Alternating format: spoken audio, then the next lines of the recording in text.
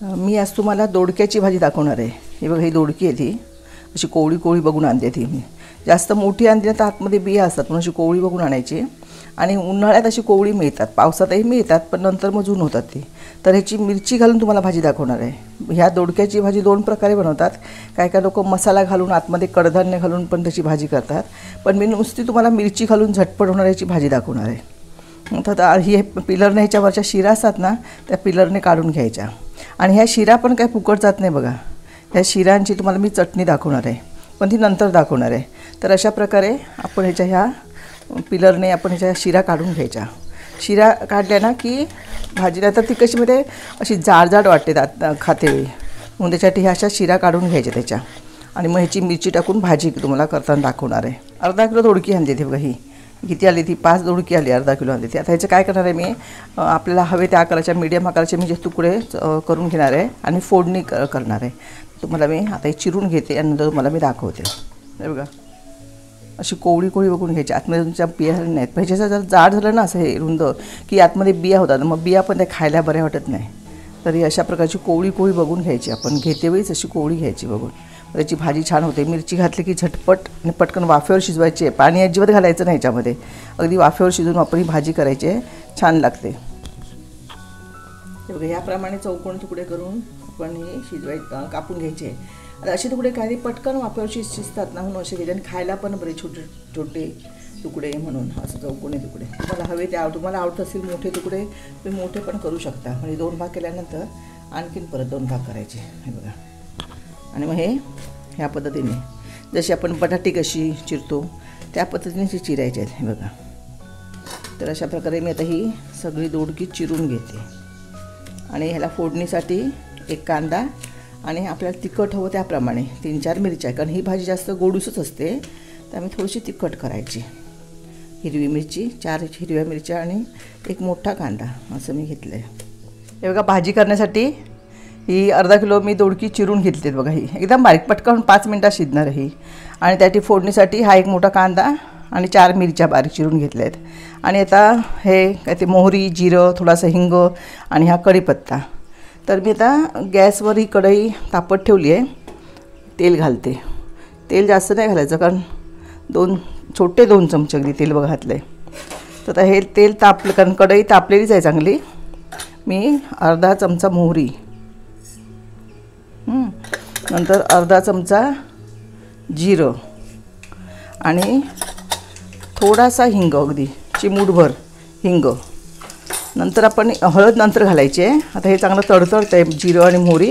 त्यात ही मी सुकून ठेवली कढीपत्त्याची पानं, तर कढीपत्ता घातला आणि कांदा आणि मिरची चांगलं जरा तेलावर परतून घ्यायची। थोडासा कांदा मऊ होईपर्यंत 2 मिनटं, जास्त वेळ नाही, कारण आपल्याला वाफेवर शिजवायची आहे ती। हे बघा, आणि आता ह्याच्यामध्ये मी हळद घालणार आहे। हा बघा, माझा छोटा चमचा आहे, अर्धा चमचा हळद घातली।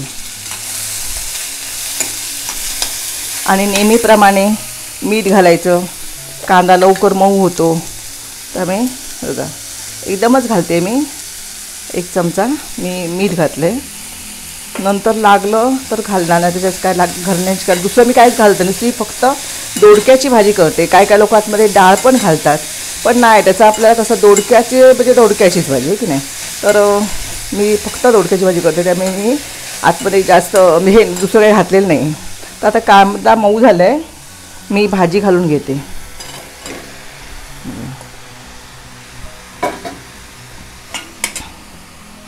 चांगली अशी परतून घ्यायची संपूर्ण, त्याला तेल, कारण मीठ टाकलं आहे मी ना, ते सगळं लागायला पाहिजे, म्हणून सगळ्याला भाजीला तेल कांदा सगळं लावून परतून घ्यायचं चांगलं।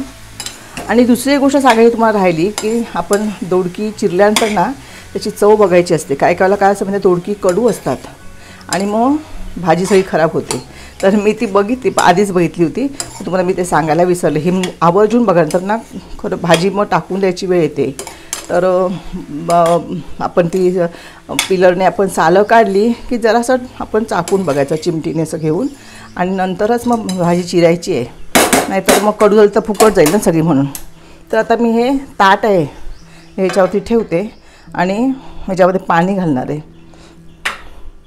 आणि 5 मिनटं आपण हे काढायचं नाही, चांगली वाफ द्यायची ह्याला। गॅस एकदम मीडियमवरतीच आहे। 5 मिनटं झाली आहेत।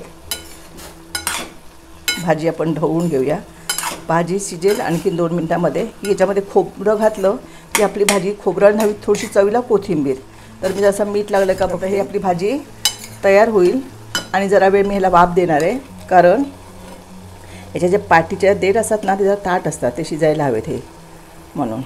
तर आणखीन आपण 2-3 मिनटं ही भाजी शिजू देऊ। हे बघा भाजी आपली शिजली आहे। आता आपण ह्याच्यामध्ये खोबऱ्यामुळे एक चांगली चव येते आणि कोथिंबीर।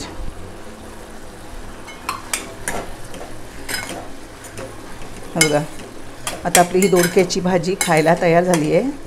बघा झटपट होणारी, जास्तीत जास्त 7 मिनटं शिजायला लागतात ह्याला। तर ही आपली दोडक्याची भाजी तयार झाली आहे। तर मित्रांनो, आईने बनवलेली दोडक्याची भाजी ही तयार झालेली आहे। तुम्ही पण अशाच प्रकारे दोडक्याची भाजी नक्की करा। आणि हा व्हिडिओ तुम्हाला कसा वाटला हे मला कमेंट करून नक्की सांगा। व्हिडिओ आवडला तर व्हिडिओला नक्की लाईक करा आणि चॅनलला सबस्क्राईब करायला विसरू नका।